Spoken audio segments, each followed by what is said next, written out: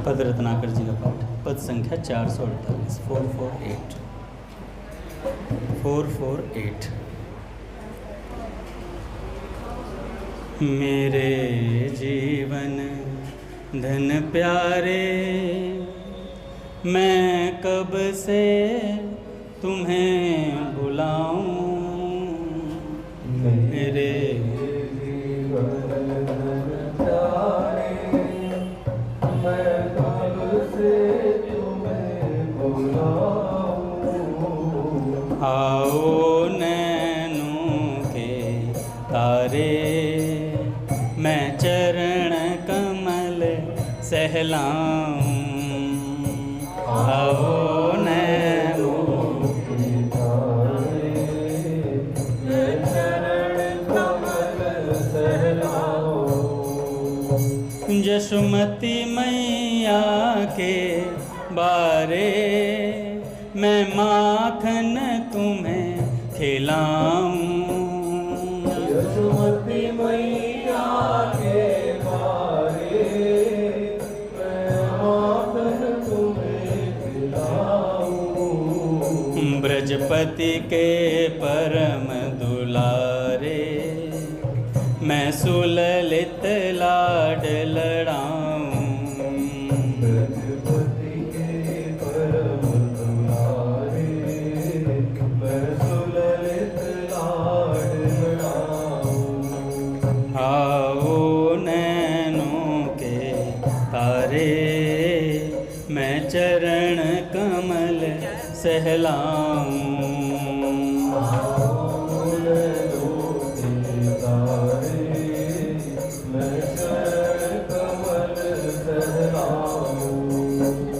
हे सखा प्राण आधारे, मैं मन हर खेल खिलाऊं।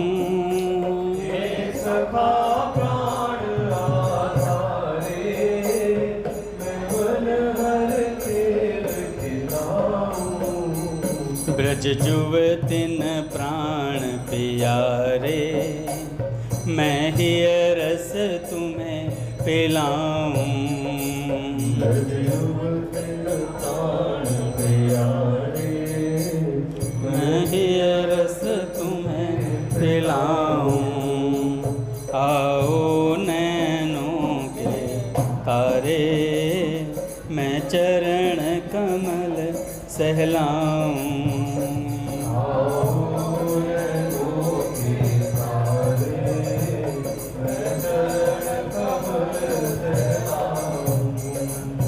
राधा राधन वारे, मैं सर्वस चरण चढ़ाऊं। राधा राधन वारे, मैं सर्वस चरण चढ़ाऊं। अर्पित कर तन मन सारे, मैं तुम पर बल जाऊं।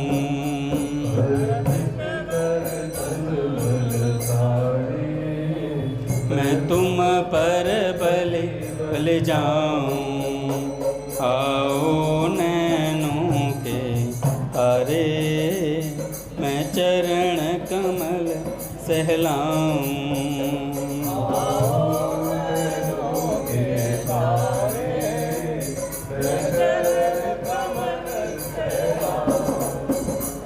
तुम रहो प्रेम मतवारे, मैं प्रेम सुधा ढलकाऊं। तुम रहो प्रेम मतवारे, मैं प्रेम सुधा ढलकाऊं। तुम रहो न मुझसे न्यारे, मैं ही में आए समाऊं।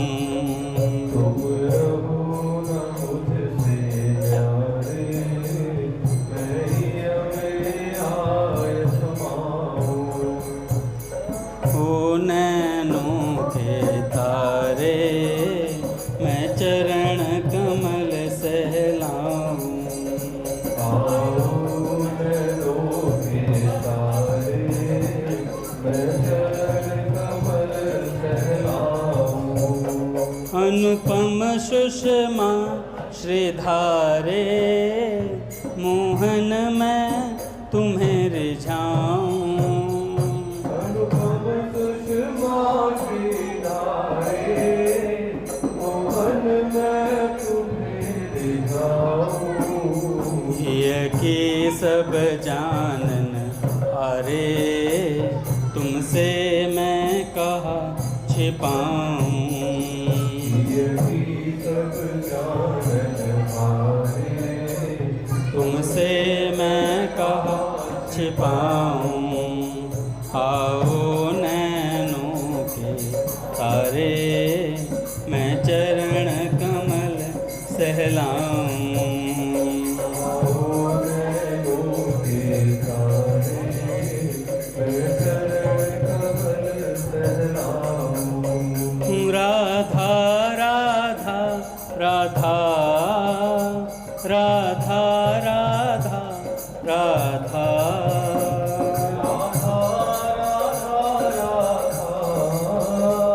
राधा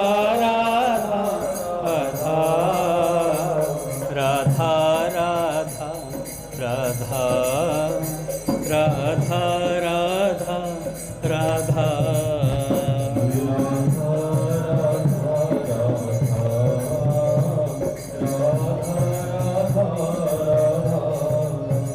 बोले राधा माधव सरकार की जय। पूज्य श्री भाई जी महाराज की जय। पूज्य श्री राधा बाबा की जय। पूज्या मैया की जय। अपने प्यारे भैया की जय।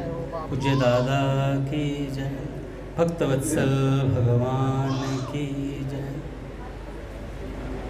हरि बोल। बड़े सौभाग्य का क्षण है कि आज भी हमें सत्संग और कीर्तन का परम लाभ प्राप्त हो रहा है।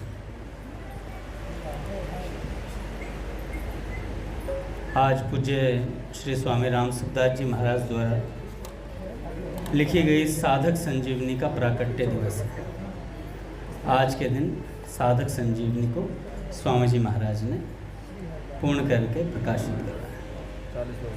40 वर्ष हो गए। तो साधक संजीवनी में से ही कुछ श्लोकों का अर्थ सुनते हैं। स्वामी जी महाराज कहते हैं,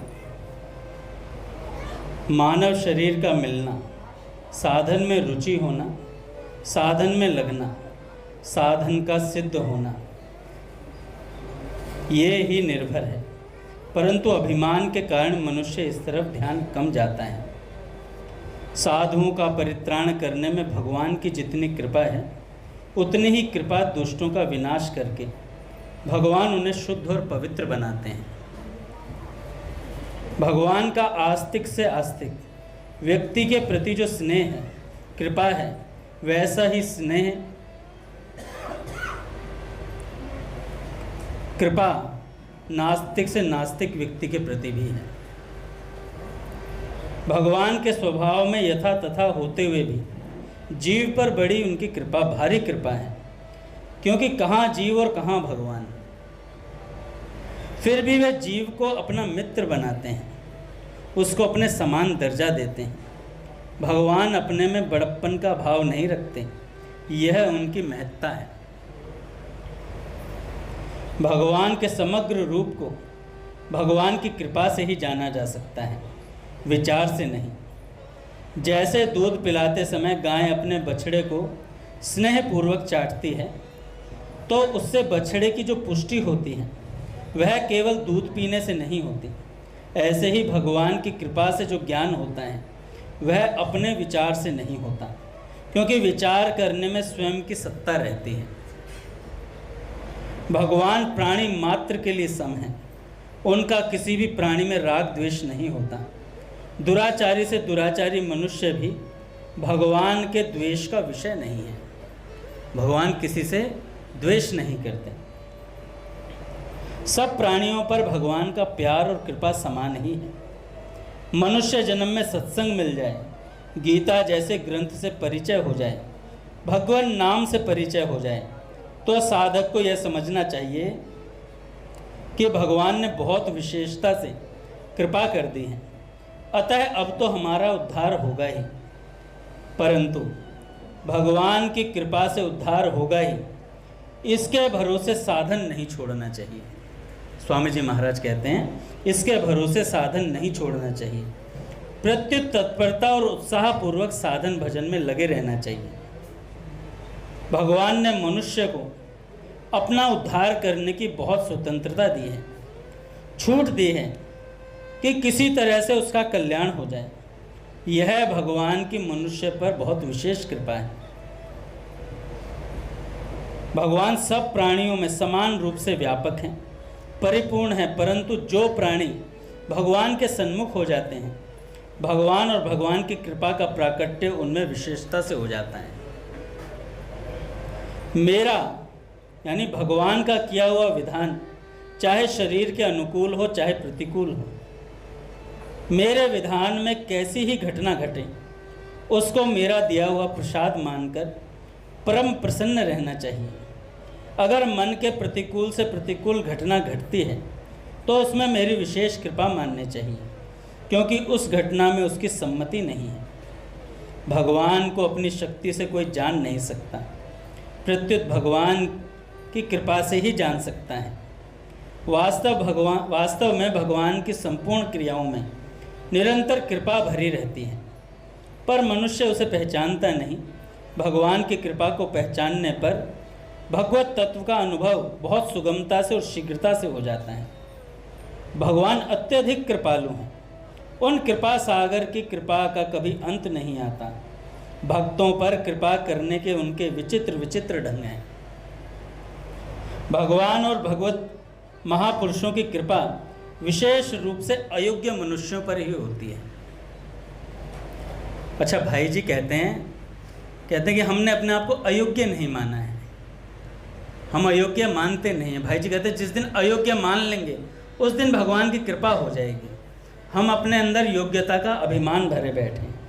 ये पूज्य स्वामी जी ने अलग अलग श्लोक मतलब अलग अलग अध्यायों के श्लोकों में से भगवान की कृपा निकाली है। स्वामी जी महाराज ने साधक संजीवनी में से।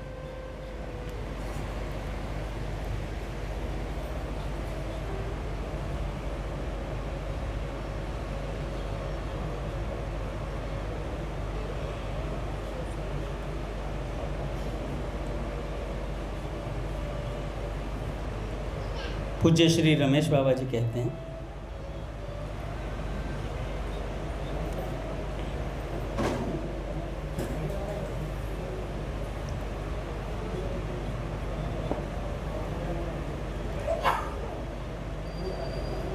शरणागत का पालन भगवान करते हैं। श्रुतियों में कहा गया है माता ईश्वर रूप है, पिता ईश्वर रूप है, आचार्य भी ईश्वर रूप होता है। और फिर अन्यत्र वेदवाणी कहती है जिस समय तुम्हारा सांसारिक संबंधों में राग हटे अर्थात विराग हो जाए, उसी समय घर परिवार सब छोड़ दो, संन्यास ले लो। उम्र से कोई मतलब नहीं, जिस समय तुम्हारा राग हट गया संसार से उस समय छोड़ दो। एक तरफ वेद कहता है माता पिता आचार्य ये सब ईश्वर हैं, वही वेद कह रहा है तुम्हारा राग नहीं तो घर परिवार सब छोड़ दो। वेद में इस तरह की उल्टी बातें क्यों कही गई, इसका समाधान क्या है, जबकि वेदवाणी साक्षात ब्रह्मवाणी है? तो इसका समाधान है भगवान ने गीता जी में कहा है सर्वधर्मान परित्यज्य मामेकम शरणं व्रज अहम त्वा सर्व पापेभ्यो मोक्षयिष्यामि मा शुचः। यह श्लोक गीता जी का सार है। भगवान बोले सर्वधर्म अर्थात पितृधर्म, मातृधर्म, पातिव्रत धर्म आदि जितने भी धर्म हैं उन सबको छोड़कर केवल एक मेरी शरण में आ जा। और धर्म छोड़ने पर तुम्हें जो पाप लगेगा उस पाप से तुम्हें मैं मुक्त कर दूंगा। पाप तो लगेगा ही, क्योंकि किसी का पिता बीमार है, माँ अकेली है और ऐसी स्थिति में उनको छोड़ दिया तो पाप लगेगा ही, परंतु उन सब पापों को प्रभु नष्ट करते हैं। इसलिए भगवान के लिए सब कुछ छोड़ दो, देह गेह की आसक्ति छोड़कर उन्हीं की शरण में जाओ। परिवार के भरण पोषण की चिंता नहीं करो। जो सच्चे भाव से भगवान की शरण में जाता है उसके कुटुंब का पालन पोषण भगवान स्वयं करते हैं भैया। प्रणत कुटुंब पाल रघुराई, नहीं तो लोग कमा कमा कर मर जाते और फिर भी पूर्ति नहीं पड़ती, क्योंकि वहाँ वह अहमता को लेकर चलते हैं। जो भगवान पापियों को, दुष्टों को, चोरों को, सभी को भोजन पानी देता है। जब तुम भगवान की शरण में जाओगे तो क्या वो तुम्हारे घर परिवार की रक्षा नहीं करेगा? इसलिए भगवान की शरण में जाकर यह नहीं सोचना चाहिए कि अब पीछे क्या होगा। जो भगवान की शरण में है उसे अपनी जीवन यात्रा चलाने के लिए भी धन संग्रह नहीं करना चाहिए। भगवान से मिलने का सुगम उपाय है सत्संग। केवल सत्संग ही एकमात्र भगवान से मिलने का सच्चा साधन है। सत्संग से ही दैत्य, राक्षस, हिरण, पशु, पक्षी, गंधर्व, अप्सराओं आदि ने भगवान की प्राप्ति की। आज तक जिस किसी को भी गति मिली, मति मिली, कीर्ति मिली या जो कुछ भी मिला वह केवल सत्संग से ही मिला। इनकी प्राप्ति का सत्संग के अलावा न कोई उपाय है, न वेद में। भगवान शंकर ने कहा, गिरजा संत समागम सम न लाभ कछुआन, बिनु हरि कृपा न होई सो गावहीं वेद पुराण। हे पार्वती, संत समागम के समान दुनिया में कोई लाभ न था, न है और न होगा, किंतु बिना भगवान की कृपा के सत्संग नहीं मिलता और बिना सत्संग के भक्ति नहीं मिलती। भगवान राम ने कहा, तात भगति अनुपम सुख मूला, मिलई जो संत होय अनुकूला। जब संत अनुकूल हो जाते हैं तब भैया भक्ति प्राप्त होती है। भक्ति स्वतंत्र सकल सुख खानी, बिनु सत्संग न पावहि प्राणी। भक्ति अनंत सुख देती है, परंतु तभी मिलती है जब कोई अनुकूल संत मिल जाए।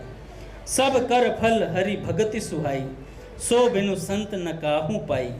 अस विचार जो कर सत्संगा, राम भगति तेहि सुलभ विहंगा। प्रभु की भक्ति सभी साधनों का फल है, लेकिन बिना संतों के संग के नहीं मिलती।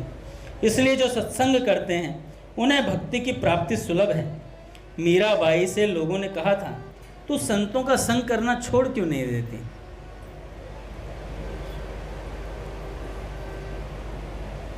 उन्होंने कहा, लोगों ने कहा, संतों का संग करना छोड़ दे, नहीं तो तू मारी जाएगी, राणा जी तुझे मार देंगे।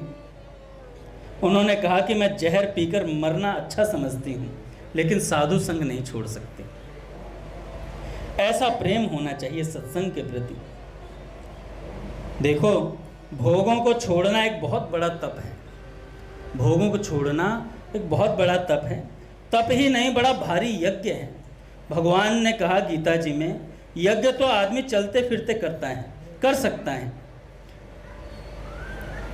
संयम यज्ञ तुम चलते फिरते कर सकते हो। एक कौन सा यज्ञ है जो तुम चलते फिरते कर सकते हो? संयम यज्ञ। बिस्तर पर लेटे लेटे कर सकते हो। भगवान बोले अपनी इंद्रियों को संयम कर लिया तो यज्ञ हो गया।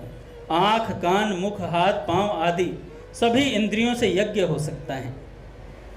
कहीं ग्राम्य चर्चा यानी इधर उधर की चर्चा चलती हो, सांसारिक चर्चा चल रही है, पर निंदा या भोग की चर्चा चल रही है, उसे कान से मत सुनो, तो यज्ञ हो गया भैया आपका। लेकिन जीव उसे सुनता है और देखता है और उसमें रुचि लेता है, पाप का भागी होता है। आंखें हैं अशुभ वासना से किसी को देख रही हैं, पुरुष स्त्री को देख रहा है या स्त्री पुरुष को, बार बार दृष्टि जा रही है, बस आंखों को रोक लिया तो ये यज्ञ हो गया। भोजन करने गए, अयुक्त भोजन है, नहीं किया, यज्ञ हो गया। अधिक खा लिया तो पाप हो गया, अधिक खा लिया तो पाप हो गया भैया। उतना ही खाया जितने से प्राण बने रहें तो वो भोजन यज्ञ है।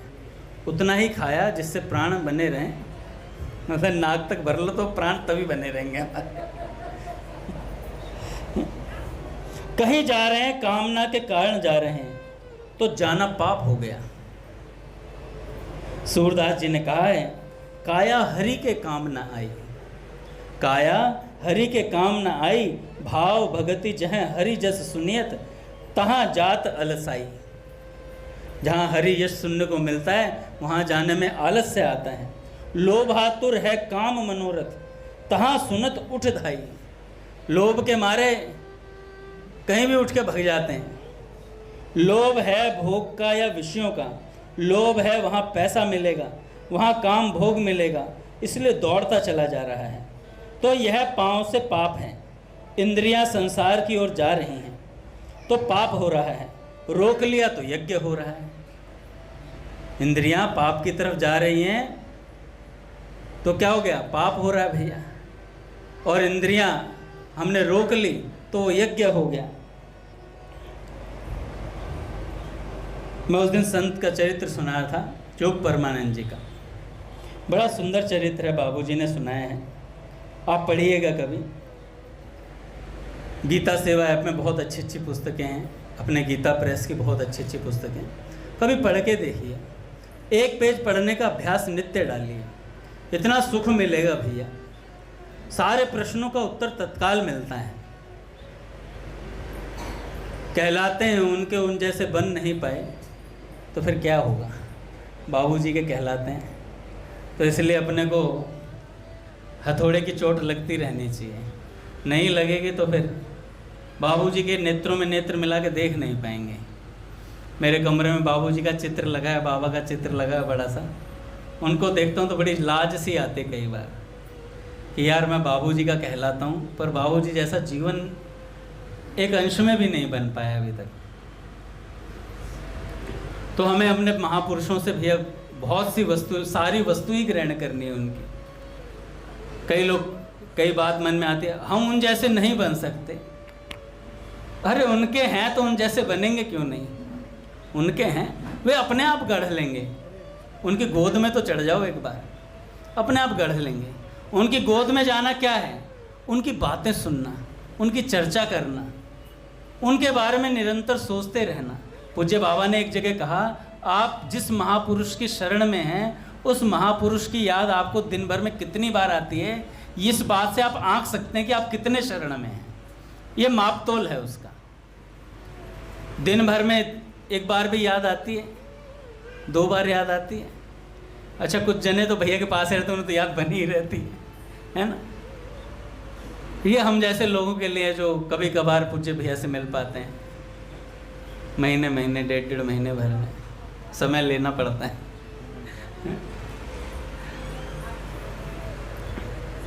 तो जो जोग परमानंद जी थे, बड़ा सुंदर इनका चरित्र है। बालकपन से ही भगवान का सत्संग, भजन, कीर्तन बड़े चाव था इनका। दक्षिण भारत के बरसी नाम के गांव में रहते थे। एक दिन कथा सुनते सुनते, कथा में क्या प्रसंग था, भगवान के सुंदर स्वरूप का वर्णन था। पूज्य भैया कई बार कहते हैं कि भगवान के विषय में चर्चा करते रहना चाहिए, भगवान की लीलाओं को पढ़ना चाहिए। भगवान की लीलाएं ऐसी हैं जो हमारे चित्त को सहज संसार से हटा देती हैं। कोई माखन चोरी लीला सुन रहे हैं, कितना हंसी ठहाका लगता है उसके भीतर, है ना। सखाओं की बात चल रही है, माखन चोरी की लीला चल रही है। अच्छा बाबूजी ने कहा, कई लोग कहते हैं भगवान का नाम चित्त चोर है, तो ये चोरी ना कलंक है भगवान के ऊपर। तो बाबूजी ने कहा कलंक नहीं है, भगवान ने किसी भी ऐसी गोपी के यहाँ चोरी नहीं की जो ये चाहती ना हो कि मेरे घर से चोरी हो। हर गोपी के मन में यह भाव था कि मैं सुंदर से सुंदर माखन तैयार करूं और श्याम सुंदर अपने सखाओं के साथ मेरे घर पर चोरी करने आए। और ऐसा नहीं है छीका बहुत ऊंचे टांगती हूँ, जानबूझकर ऐसी जगह टांगती थी जहाँ से कोई ना कोई व्यवस्था बैठ जाए ठाकुर की कि वो मक्खन उतार लें, ऐसी व्यवस्था बिठाती थी। तो हर गोपी चाहती थी कि भगवान उनके घर से चोरी करें आकर के, इसलिए भगवान ने चोरी करी भैया। और वो माखन चोरी किया, वो गोपियों का चित्त चुराया भगवान ने। यज्ञ पत्नियों पर जो कृपा आती है, बड़े बड़े ऋषि वहाँ यज्ञ कर रहे हैं मथुरा में, भय के मारे श्याम सुंदर से मिलने नहीं आते हैं वृंदावन, कि उन्हें भय बैठा हुआ है कि कंस हमें मारेगा। और वहीं यज्ञ पत्नियां सहज भाव से, जो वहाँ से ग्वाली ने मक्खन बेचने आती हैं, उनसे कृष्ण चर्चा सुनती हैं। बताओ बताओ कृष्ण कैसा है, कैसा सुंदर दिखता है।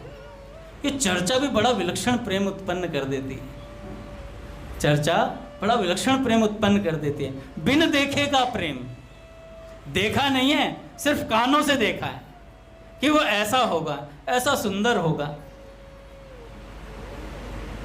मीराबाई सा के चरित्र में, जब मीराबाई सा की जो पूर्व जन्म था माधवी का, तो उसमें उनकी माँ सिखा देती है कि वहाँ जा रही है नंद गांव में, तो कृष्ण नाम के व्यक्तित्व से चर्चा मत करना, उसकी तरफ देखना भी मत, उसकी बात भी मत सुनना,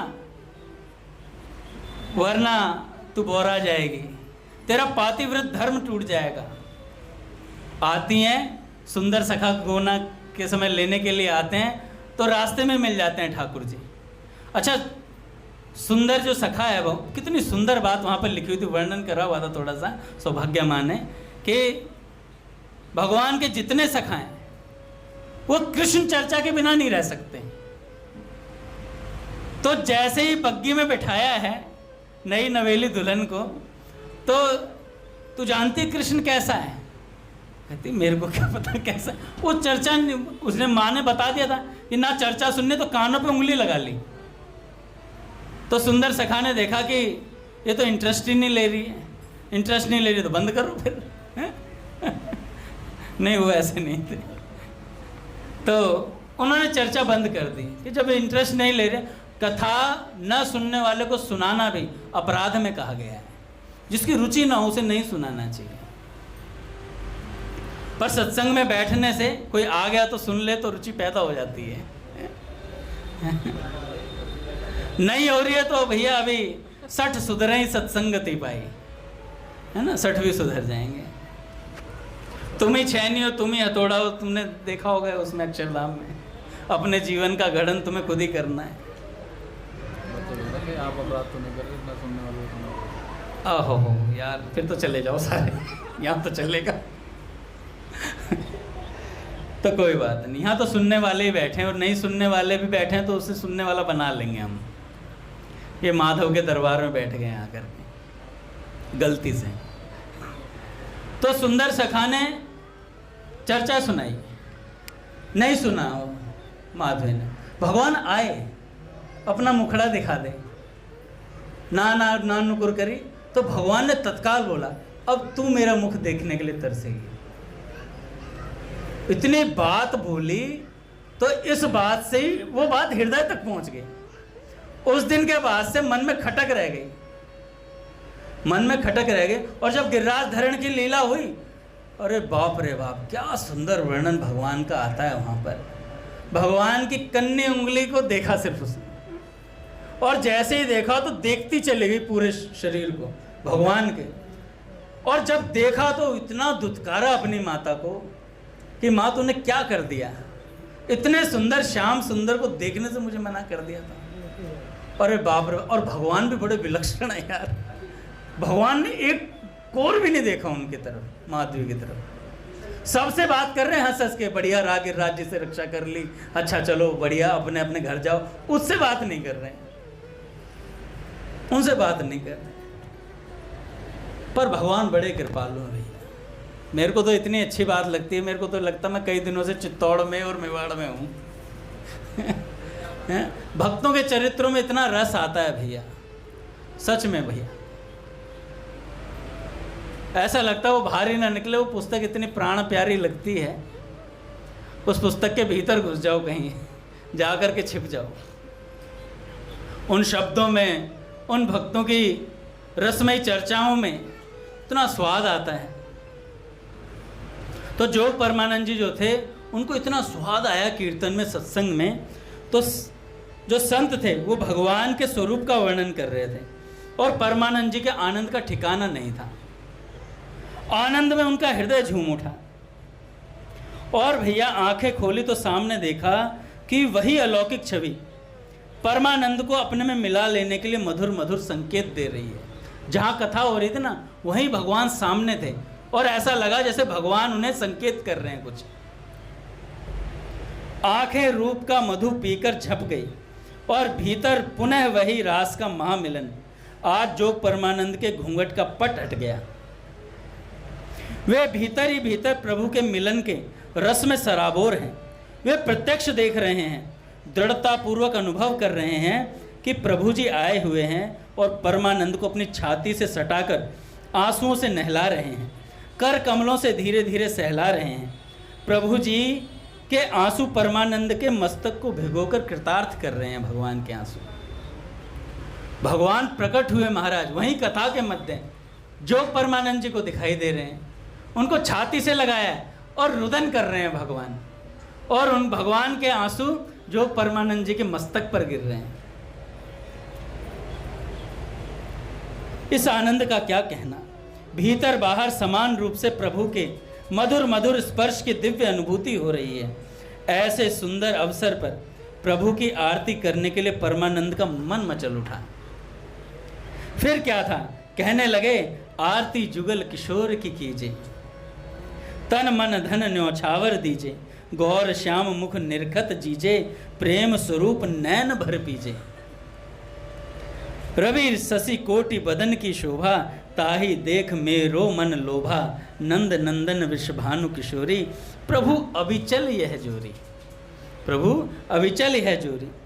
जोग परमानंद को अब लोग पागल कहने लगे। जब से उनकी स्थिति हुई थी, भगवान के दर्शन हुए थे, तब से लोग पागल कहते हैं। जगत की दृष्टि में भक्त पागल ही होता है, परंतु इस पागलपन का स्वाद जिसे एक क्षण के लिए भी मिल गया, फिर वह इसे छोड़कर होश में आने ही क्यों लगा भैया।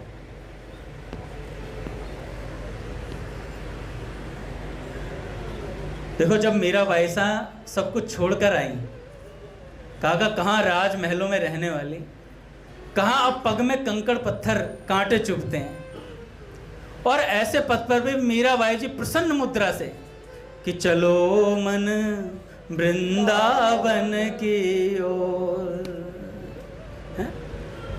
कि अब चल मन वृंदावन रही। बार बार यमुना तट की याद आती है और उन्हें रास्ते में ही अनुभूति होने लग जाती है, यहाँ जमुना जी हैं। बार बार सुध बिसर जाती हैं कि धरत कहूँ पग परत कित सुरति नहीं एक ठोर, नारायण हरि प्रेम में दीखत नहीं कछुआ। ऐसी स्थिति हो गई उनकी। और महाराज जब ब्रज में आ गई तो इतना अद्भुत रस प्रकट हुआ, हमेशा भाव मुद्रा में रहती थी।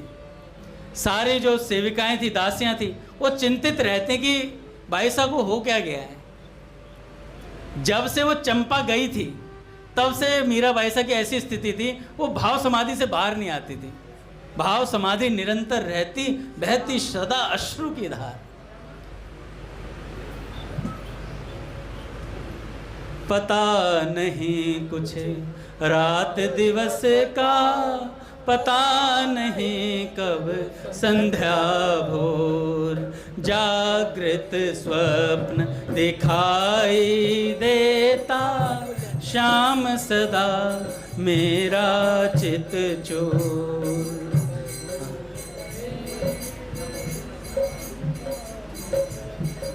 भूल गई मैं काम धाम सब, भूल गई सुधि हूँ मैं कौन, भूल गई सुधि हूँ मैं कौन।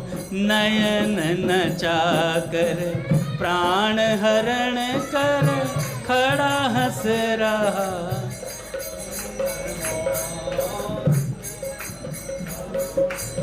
प्राण हरण कर खड़ा हंस रहा, धर कर मोह पता नहीं कुछ, पता नहीं कब हो।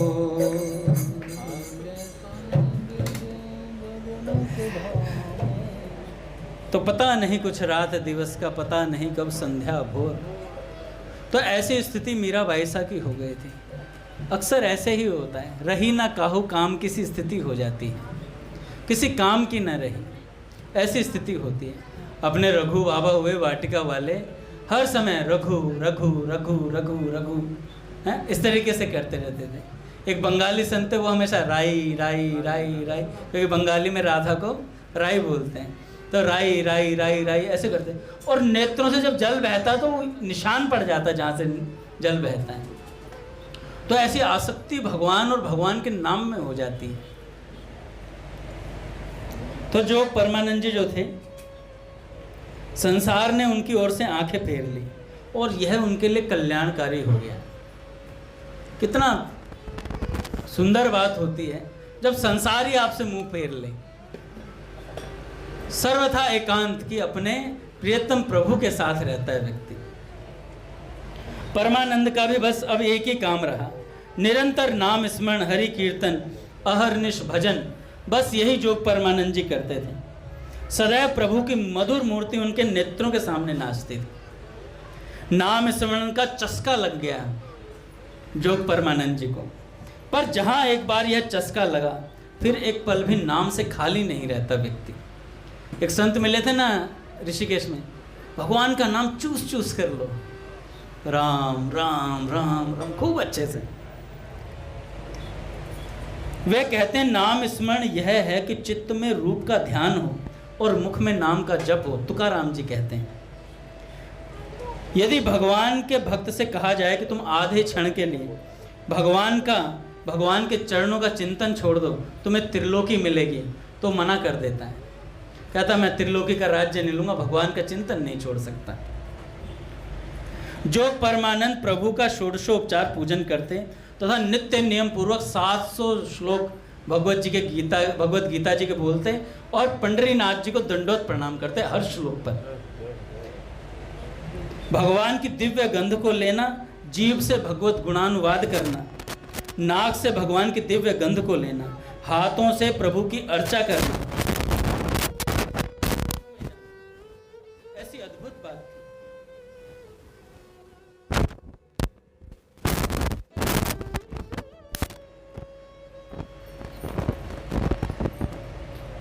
आंखों से दिव्य भगवत विग्रह देखना, उनके जल से नहलाना, ये 700 नमस्कार कर चुकने पर भी, मतलब उसके बाद ही भिक्षा कुछ अन्न ग्रहण करते थे। 700 बार दंडोत प्रणाम करने के बाद फिर कुछ अन्न जल ग्रहण करते थे। धर्म ग्रंथों की बात आती है कि पूजन और यज्ञ किए बिना ही जो अन्न जल ग्रहण करता है वह पाप खाता है। धर्म ग्रंथों में यह बात आती है कि पूजन और यज्ञ किए बिना ही जो अन्न जल ग्रहण करता है वह पाप खाता है और वह व्यक्ति शूकर के समान है। इस कली काल में प्रभु के नाम स्मरण के सिवा और कोई साधन है ही नहीं। शरीर से संसार का कार्य करते हुए भी प्रभु के मन को प्रभु में लगाए रखना तथा मन से भगवान का स्मरण करना, ऐसा जो परमानंद जी का पूरा जीवन था महाराज, कि वो नित्य ऐसा करते। 700 बार साष्टांग प्रणिपात करना, गीता जी के 700 श्लोक। अब एक बार क्या हुआ, एक साहूकार मिला। देखो भगवान परीक्षा जरूर लेते हैं, ये भगवान का स्वभाव है।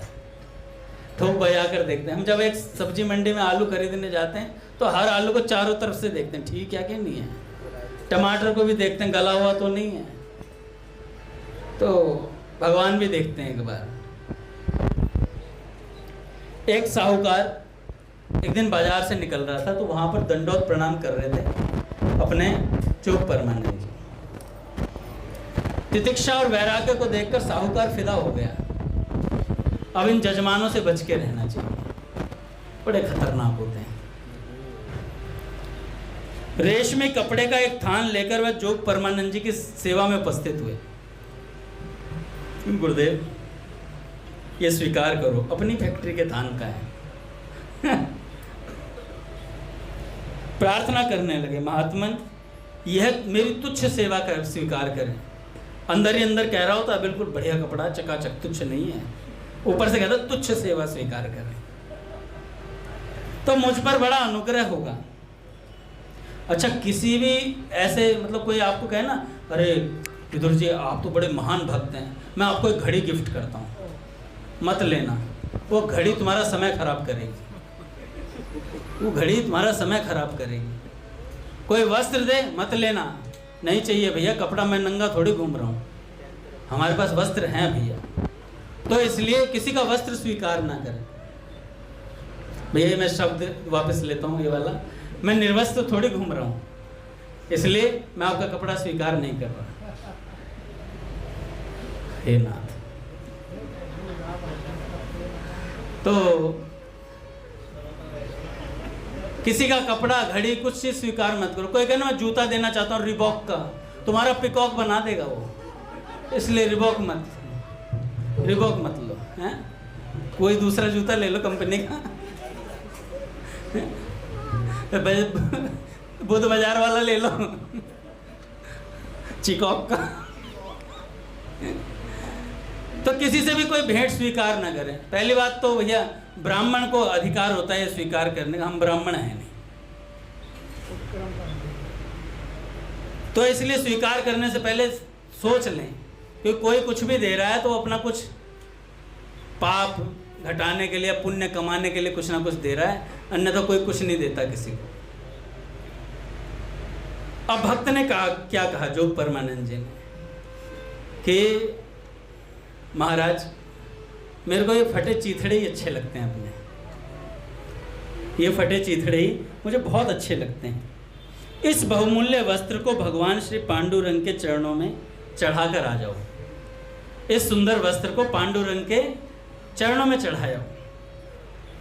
सारे आनंद और सौंदर्य के भोक्ता केवल श्री कृष्ण हैं, ऐसी बात जोग परमानंद जी ने कही। उनकी सेवा करके जीवन कृतार्थ करो। मेरे लिए तो भिक्षा का अन्न और रास्ते में पड़े हुए फटे चीथड़े मुझे बहुत प्यारे लगते हैं। सुंदर वस्तुएं तो श्री रुक्मणी वल्लभ की सेवा में समर्पित होनी चाहिए। जोग परमानंद जी ने व्यापारी को लाख समझाया, परंतु जजमान तो हट करके बैठा था। गुरुजी स्वीकार कर लो। रेशमी थान वह परमानंद जी की सेवा में अर्पित करेगा ही करेगा, ऐसी जिद थी उनकी।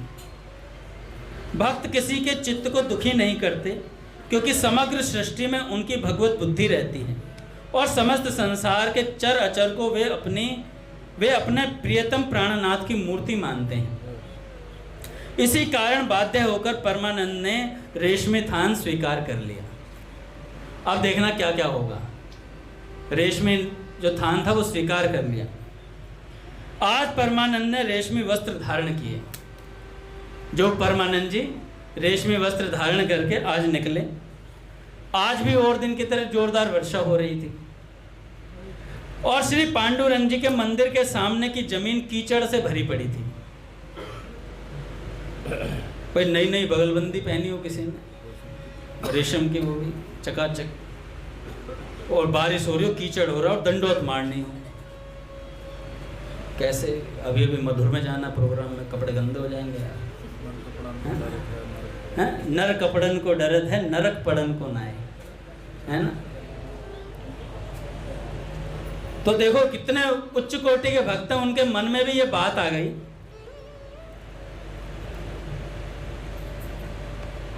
परमानंद जी ने अपने वस्त्र नीचे से समेटे घुटनों के पास से, और जिसमें साष्टांग नमस्कार करते हुए समय कीचड़ में पड़कर वस्त्र गंदा ना हो जाए, इसलिए कपड़ों को समेट रहे हैं। आज से पूर्व परमानंद को इस प्रकार का संकोच कभी नहीं हुआ था।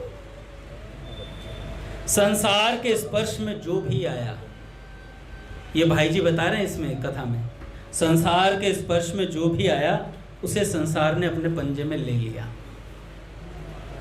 बड़े बड़े संत महात्मा साधु सन्यासी ऋषि मुनि जैसे ही संसार का संग्रह करने लगे, वैसे ही संसार ने उनके मुख पर कालिक फेर दी।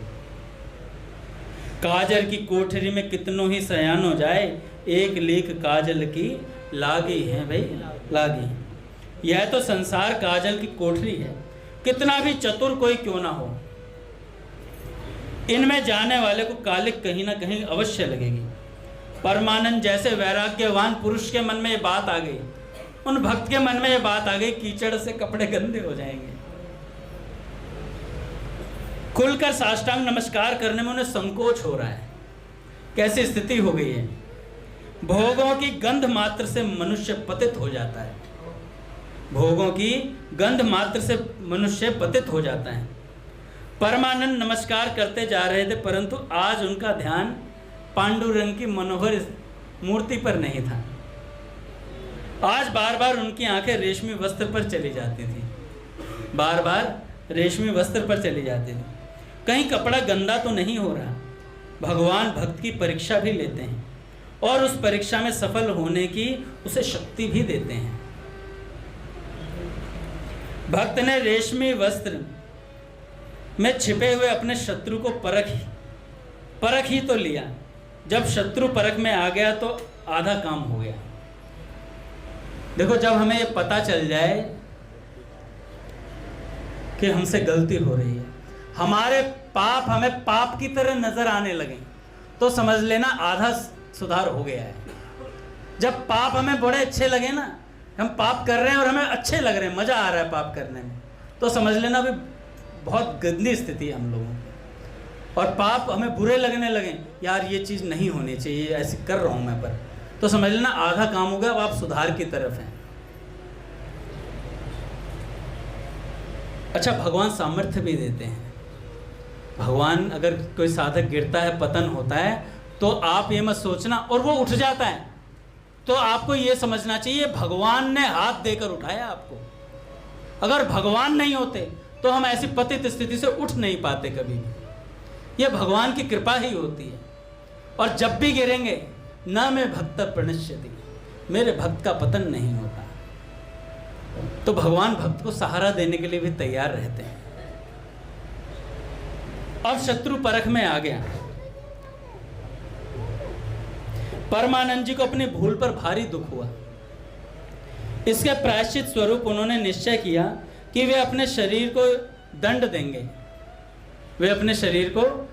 देंगे। उन्होंने अपने रेशमी कपड़े के टुकड़े टुकड़े करके फेंक दिए। जिस रेशमी कपड़े की वजह से आज दंडोत प्रणाम नहीं कर पा रहे, भगवान के स्वरूप का चिंतन नहीं हो रहा, उसके टुकड़े टुकड़े कर दिए और 2 बैलों को जुतवाकर अपने को सर्वथा नग्न कर उसमें बांध दिया। बैल परमानंद के शरीर को जंगल की कंटक में मार्ग की ओर लेकर भागे। परमानंद जी का सारा शरीर कांटों से फट गया तथा खून की धारा बह निकली। वे हरि हरि कहते जाते थे। शरीर को जितना ही कष्ट होता था, उतने ही प्रेम से वे प्रभु के नाम का स्मरण करते थे। कष्ट की पराकाष्ठा हो चुकी थी। जो भक्त प्रभु को प्राणों से भी प्यारे हैं, उनके कष्ट को प्रभु भला कैसे सहन कर सकते हैं। जिन्होंने डूबते हुए गजराज को उबारा, द्रौपदी की लाज राखी, प्रहलाद की रक्षा की, वही भक्तवत्सल भगवान आज परमानंद जी को कैसे दुखी देख सकते हैं। भगवान सब कुछ सहन कर सकते हैं, परंतु भक्तों का कष्ट उनसे सहा नहीं जाता। उनका नाम ही भक्तवत्सल है। भक्त को कष्ट में देखकर प्रभु का हृदय द्रवित हो जाता है और वे एक क्षण का विलंब भी सहन नहीं सकते। अस्तु ग्वाले के रूप में प्रभु प्रकट हुए। जो परमानंद जी के सामने ग्वाले के रूप में प्रकट हुए, उन्होंने बैलों के जुए में बंधे हुए परमानंद के रक्त प्लावित शरीर को पहले खोल दिया और पुनः अपने कोमल करों से उसे सहलाया। सारे शरीर को अपने दिव्य स्पर्श के द्वारा दिव्य और निरामय कर दिया महाराज। जैसे बाली सुग्रीव जी को पीटते थे, खूब पिटाई करी थी, भगवान भी परीक्षा लेते हैं। सुग्रीव जी को पिटवा दिया, उसके बाद सुग्रीव जी कह रहे अब नहीं जाऊंगा, बहुत पीड़ा हो रही है। तो भगवान ने कहा पहचान नहीं पा रहा, दोनों भाई एक से लग रहे थे। अच्छा, भगवान पहचान नहीं पा रहे, कितनी विलक्षण बात है। भगवान कह रहे हैं मैं सुग्रीव तुम में और बाली में भेद नहीं कर पाया, तुम दोनों का शक्ल सेम जुड़वा भाई हो ना, पता नहीं कर पाया। भगवान पता नहीं कर पाए। जो कहते हैं सब मम प्रिय सब मम उपजाए, सब उन्हीं से उपजाए हुए हैं, वो कह रहे हैं मुझे पहचान में नहीं आ रहे। भगवान को थोड़ी कसक सी निकालनी थी तो खूब पिटवा दिया। फिर उसके बाद हाथ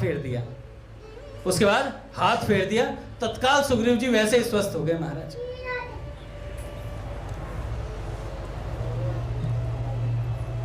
तो भगवान भक्त को कष्ट में नहीं देख सकते।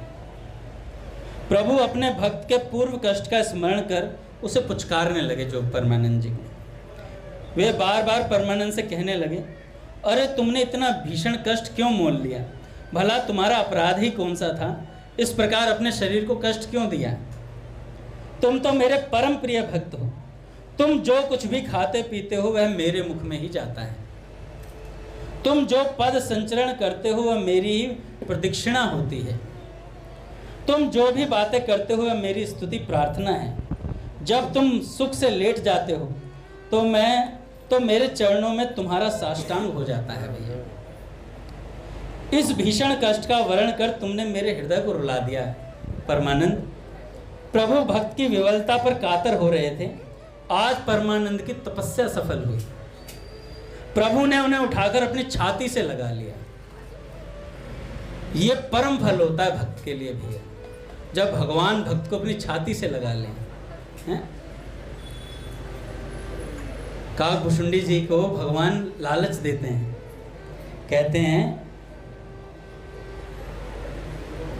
मांग क्या मांगता है, घोड़ा गाड़ी क्या चाहिए तुझे, मकान चाहिए, कोई पद चाहिए, कोई तू कहीं का राजा बनना चाहता है, कुछ बता दे तू क्या बनना चाहता है।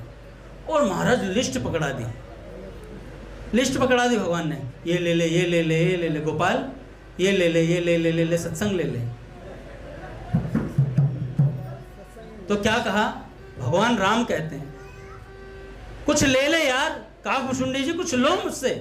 काकभुशुंडी जी कहते हैं प्रभु अपने को संसार की माया मत दो, अपने तो गले आपके लगना है। कछु न चाहिए राम मोको, कछु न चाहिए राम, कछु न चाहिए राम मोको, कछु न चाहिए राम, कछु न चाहिए राम मोको, कछु न चाहिए राम। तुम बिन सब ही फीके लागे, तुम बिन सब ही फीके लागे, नाना सुख धन धाम, नाना सुख धन धाम, कछु न चाहिए राम मोको, कछु न चाहिए राम। सुंदर संतति सेवक सब गुण, सुंदर संतति सेवक सब गुण, बुद्धि विद्या भरपूर, बुद्धि विद्या भरपूर, कीर्ति कला निपुणता नीति, कीर्ति कला नीति, इन सो रखिए दूर, इन सो रखिए दूर,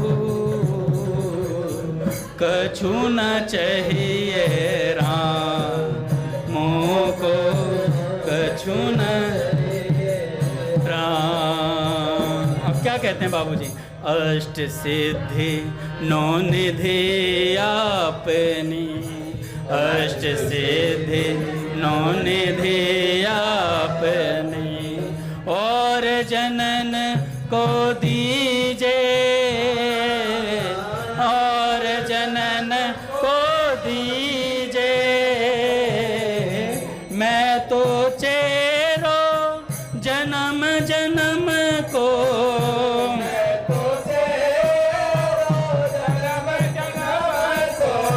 कर धर अपनों कीजे, कीजे, कछु न चाहिए राम मोको, कछु न चाहिए राम। ये तो बाबूजी कहते हैं कुछ नहीं चाहिए। अगले पद में कहते हैं चाहूं बस एक यही श्री राम, चाहूं बस एक रही श्री राम, अविरल अमल अचल अनपायनी, अविरल अमल अनपायनी, प्रेम भगति निष्काम,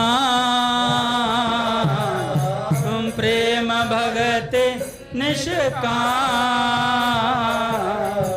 एक यही श्री राम चहूँ बस, एक यही श्री राम।